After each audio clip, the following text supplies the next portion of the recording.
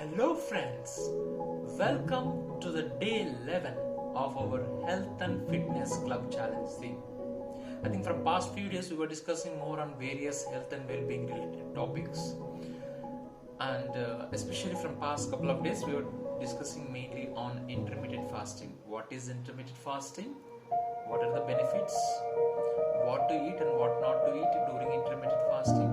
And especially yesterday we covered more on the myths usually people have, the kind of rumors. So to just clarify what exactly a myth and few details about what is intermittent fasting, and those doubts were cleared yesterday. So today let's discuss more in detail, like the science of intermittent fasting, I can say. Otherwise, what exactly happens in our body when we do this intermittent fasting, okay, and also what does the research says. So let's discuss few details around that without wasting time. Okay. So fasting has been practiced for both health and spiritual reason for millennia and has a long pedigree behind it. Yes. But what is happening during a fast? The food we eat is broken down by enzymes in our gut and eventually ends up as molecules in our bloodstream. Okay. Carbohydrates, particularly sugars and refined grains, maybe you can think of white flours and rice, which are quickly broken down into sugar, which our cells utilize for energy. Okay, the body prefers to maintain blood glucose, that is blood sugar, so blood glucose levels, to provide a constant source of energy for our cells. Your diet provides the majority of glucose. So, if you miss a meal, your body will tend to seek out an additional source of energy to power your cells. That's true.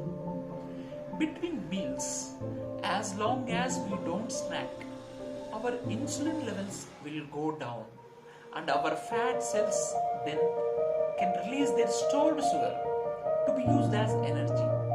We lose weight if we let our insulin levels go down. Okay, so the entire idea of intermittent fasting is to allow the insulin levels to go down far enough and for long enough that we burn off our fat. Okay, within the human body there are some tiny fuel sensors that are existing at the cellular level. These sensors continuously gauge the amount of energy, that is calories, available for our bodies to use. Typically, the preferred source of available energy is glucose. It is very easily available.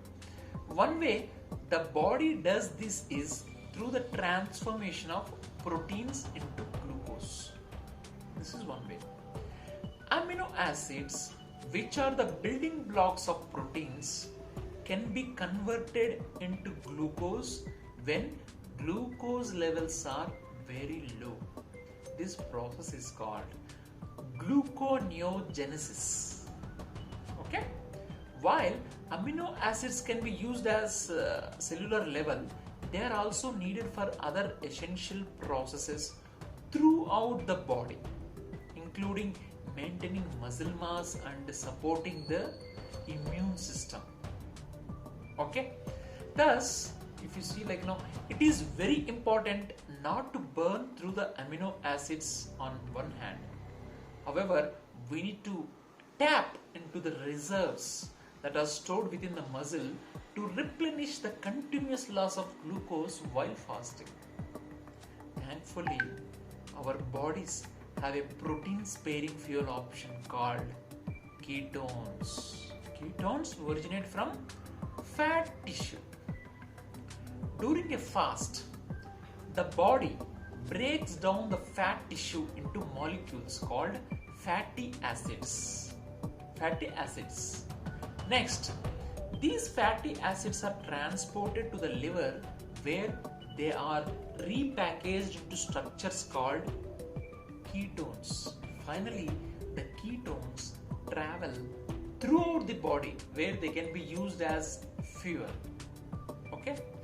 Ultimately, This allows our bodies to remain active during times of low glucose intake or prolonged fasting without having to rely on the breakdown of skeletal muscle for fuel. Now you understand, right? Let's touch upon few details on what does the research says.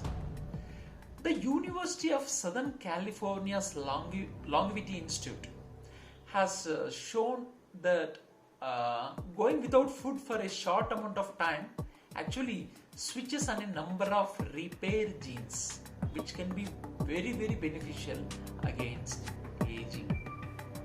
Yes, it's very beneficial against the aging. This possibly replicates the eating patterns of our ancestors. However, intermittent fasting is not recommended for children, pregnant women, or individuals with a history of eating disorders. Additionally, those performing heavy physical work or are at risk of falls should practice increased caution due to the risk of experiencing periodic hypoglycemia, that is low blood sugar during a fast. Please keep this in your mind. Hope you got very clear picture of what exactly happening when you are doing intermittent fasting and what does the research says. Hope you can take a better decision. Tomorrow will come with something new and different topic. Okay? So all the best. Enjoy your journey. Thank you.